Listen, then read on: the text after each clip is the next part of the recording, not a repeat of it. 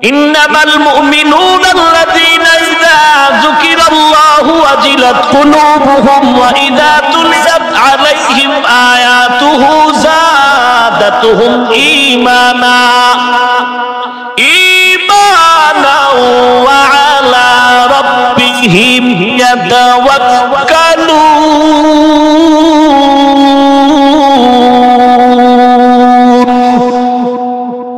আল্লাহর ওয়াদা আমার মুমিন বান্দা কারা?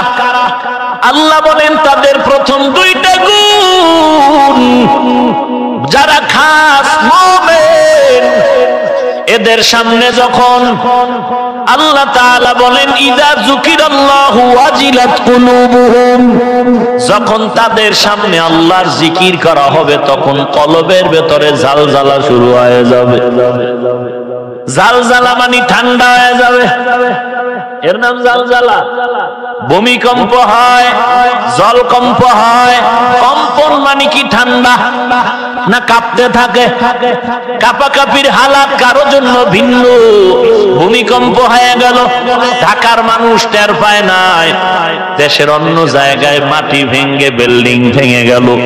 এরে আল্লাহর বান্দা, আল্লাহর রহমতের বৃষ্টি যখন শুরু হয়ে গেল, আল্লাহর জিকির চলতেছে, ময়দানের মধ্যে আল্লাহর রহমতের নজর পড়ে গেল, কিন্তু সবার দিলের মধ্যে আসর পয়দা হয় না। যার দিলের মধ্যে আল্লাহর তলব আছে, জাহান্নামের ভয় আছে, ওই বান্দার ভিতরে কম্পন শুরু হয়ে যায়। আর ওই কম্পনের হালাতটা বান্দা কেউ কন্ট্রোল করতে পারে, কেউ পারে না। যারা পারবে তারা আরো দামি, যারা পারবে না বেইখতিয়ারি সেটাও আল্লাহর আদালতে চলে যাবে। কিন্তু ইচ্ছা করে যদি এমন কেউ করে, জাহান্নামী। এরে আল্লাহর বান্দা, আল্লাহ বলেন যখন আমার স্মরণ হবে তখন বান্দার কলবে জালজালা শুরু হয়ে যাবে। আর যখন কোরআনের আয়াত তেলাওয়াত করা হবে তখন ঈমানটা তাজা হয়ে যাবে। এরে নবীর উম্মতের দল, মোবাইলের চার্জ দেওয়ার জন্য যেমন চার্জার নিয়ে বিদ্যুতের সাথে সংযোগ লাগাইতে হয়, আমলের ব্যাটারি যদি চার্জ করতে চাও, আমলওয়ালা আল্লাহওয়ালার সাথে সম্পর্কের চার্জের সাথে সম্পর্ক লাগায়া দাও। আল্লাহওয়ালার কাছে গেছো, তুমি এখন মোবাইলে চার্জ দিবা, বিদ্যুতের সংযোগ তোমার সামনে, বিদ্যুৎ রেডি। মোবাইলটারে বাতির সাথে চাপ দিয়া ধরলে কি চার্জ হবে? নিয়ম অনুযায়ী মাঝখানে একটা চার্জার লাগায়া দাও।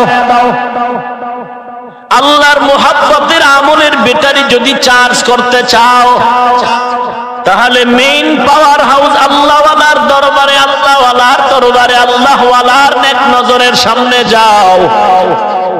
মাঝখানে যে একটা চার্জার তোমার লাগবে, ওই চার্জার হলো একমাত্র আমার আল্লাহ তাআলার জিকির।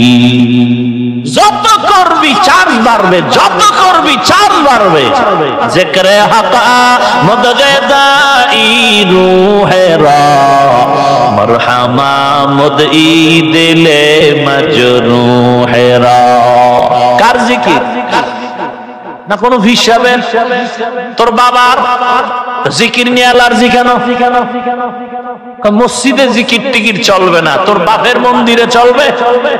ওই বদমাশ, আল্লাহর জিকির আল্লাহর ঘরে চলবে নাকি মন্দিরে চলবে? কেন বলো মসজিদে খোদার জিকির চলবে না? আল্লাহ তাদের ব্যাপারে বলেন তাদের থেকে বড় জালেম আর কে হবে যারা মসজিদে জিকিরে বাধা দেয়। রাগ করতেছেন? তোর বাবার কেনার টাকার জিকির না, তো বাধা দাও কেন? মসজিদ তোর বাবার, যদি আমার বাবার মসজিদ তো মুসল্লি সব বেরিয়ে তালা দাও, ও মসজিদে নামাজ সহি হবে না। তোর বাবার মসজিদ, রাজনীতি করো, মসজিদ নিয়ে রাজনীতি করো।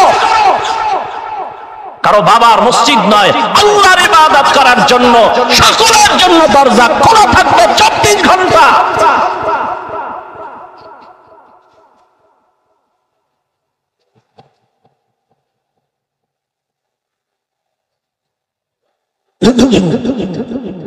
আল্লাহ আমাদের সবাইকে তৌফিক দান করুন।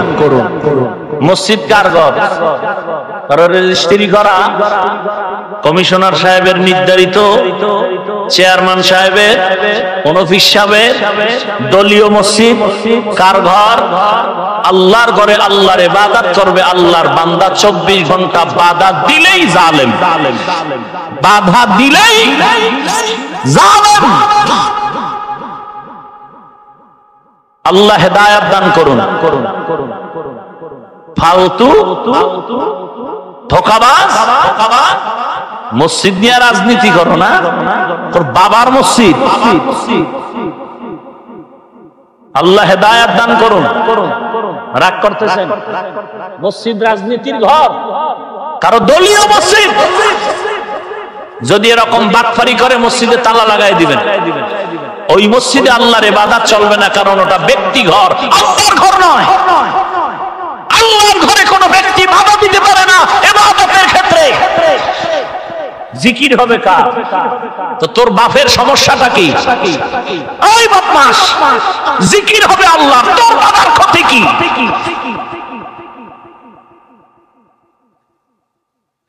আল্লাহ হেদায়েত দান করুন। দালালি করলাম? হ্যাঁ, যদি বলো দালাল তো আল্লাহর দালাল, জিকিরের দালাল, মদিনার দালাল, তোর মতো বাবার দালাল নয়।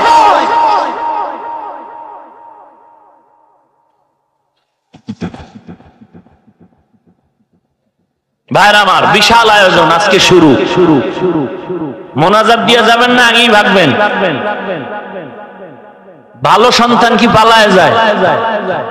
তা কেউ যাইবেন মোনাজাত ছাড়া পালায়া? সবাই থাকবেন। শেষ বয়ান শুনে দোয়া করে বিদায় নিবেন ইনশাআল্লাহ। পেছনের ভাইরা কি রাজি? সবাই রাজি ইনশাআল্লাহ? আল্লাহ কবুল করেন। আরো জোরে বলেন।